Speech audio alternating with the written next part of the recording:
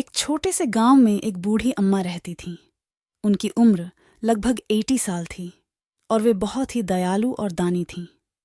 वे अपना सारा समय गांव के गरीब और ज़रूरतमंद लोगों की मदद करने में बिताती थीं।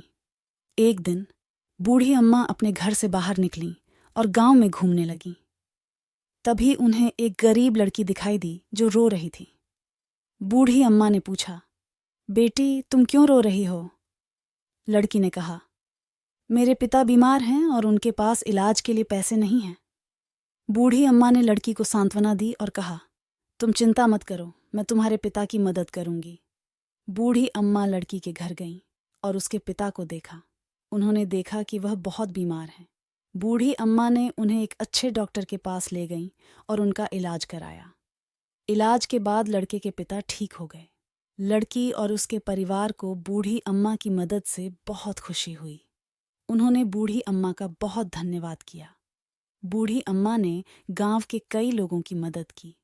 उन्होंने गरीबों को खाना, कपड़े और पैसे दिए। उन्होंने ज़रूरतमंद बच्चों को पढ़ने के लिए भी मदद की। बूढ़ी अम्मा की दयालुता और दानशीलता की वजह से गांव के सभी लोग उन्हें बहुत प्यार करते थे। उन्हें दानी अम्मा के नाम से जाना जाता था। एक दिन बूढ़ी अम्मा की मृत्यु हो गई।